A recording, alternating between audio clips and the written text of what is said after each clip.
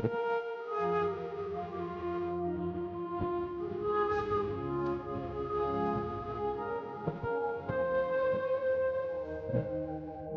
जी, मुंबई से।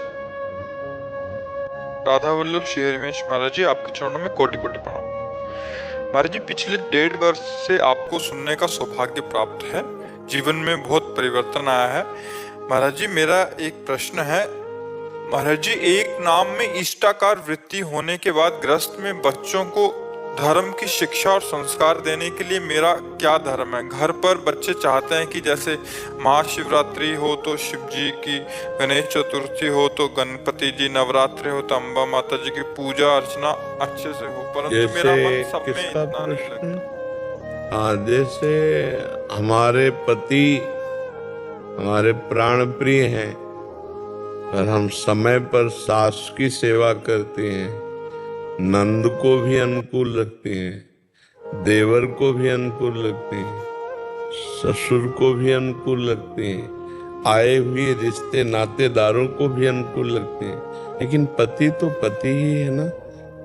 और ये सब पति की प्रसन्नता के लिए करते हैं, क्योंकि वो पति की माँ है इसलिए उसकी सेवा, वो पति का पिता है इसलिए उसकी सेवा, वो पति के घर में आया हुआ अतिथि इसलिए उसकी सेवा। तो आप हमारी समझ रहे ना, हम जिन प्रभु से प्रेम करते हैं, जिनका नाम जप करते हैं, वो तो हमारे प्राण प्रिय हैं।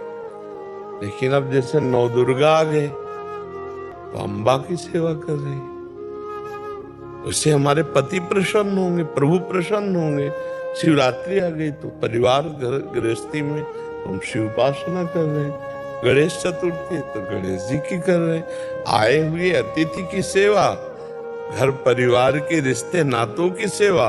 तो हम भगवान के इन स्वरूपों को ऐसे देखते हैं, भाई हम कोई हमारी माँ है, कोई हमारे पिता है, जैसे भगवान शंकर पिता, अम्बा जी माता, तो गणेश जी। तो हम जो जो उत्सव आते हैं, जो जो त्योहार आते हैं, वो सब करते हैं, पर करते हैं अपने पति की प्रसन्नता के लिए। अब अगर उसकी परीक्षा ली जाए, सास बोले, ससुर बोले और रिश्ते नातेदार सब बैठे हैं, तो पति के एक तरफ किया जाए और उनको एक तरफ किया जाए, तो पति के पक्ष में एक सेकंड में होकर सबका त्याग कर देगी, क्योंकि वो पति के लिए ही सबकी सेवा कर। ऐसे ही हम सब भगवत स्वरूपों की आराधना करें, लेकिन हमारा हृदय भगवान के किसी एक रूप में आसक्त हो जाए। जैसे हम राम जी को सावधानी की बात है, उपासना खंडन नहीं करती, उपासना मंडन करती है। उपासना प्रेममयी है। उपासना में कलह अशांति, जहां झगड़ा हो तो जान लो त्रुटि है, वो समझ नहीं पा रहा है। हाँ, एक निष्ठा आती है जैसे मीरा जी की, और वो अब चरम सीमा, अब जैसे पीएचडी की बात और कक्षा 1 की बात, ये बात जो हमने कही ये सम भक्ति की है, और एक अनन्य भक्ति का स्वरूप आता है मीरा जी का। जैसे मेरे तो गिरधर गोपाल दूसरों न कोई, जाके सिर मोर मुकुट मेरो पति सोई। अब उनकी ननंद और सास कह रही कि चलो देवी पूजन करने, अगर आप देवी पूजा नहीं करेंगी तो हमारे कुल की रीति टूटती है। तो उनका नहीं, हम तो कोई अन्य देवी देवता मानते ही नहीं, हमारे तो जो कुछ गिरधर गोपाल, वो स्पष्ट कहती है मेरे तो गिरधर गोपाल दूसरो न कोई, जाके सिर मोर मुकुट मेरो पति सोई। तो ननंद जो थी वो विधवा थी, तो उन्होंने, मीरा जी ने पूछा देवी पूजन का फल क्या होता है? तो बोले सौभाग्य बढ़ता है।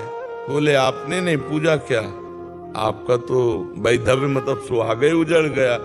उसी दिन से वैर मानती थी, और वो देवर मिल करके पूरे जीवन भर मीरा जी को कष्ट देते रहे, पर अपनी निष्ठा से विचलित। अब ऐसी भक्ति जब हमारी आ जाएगी तो बात अलग हो जाएगी। अपने को, हाँ, अभी अपने को संभाल के चल रहा है कि हमें परिवार भी चलाना है, समाज भी देखना है, तो हमको जब जो त्योहार तिथि आवे सब खुल के मनाओ और उसका फल मांगो कि अपने इष्ट देव के चरणों में प्रेम हो।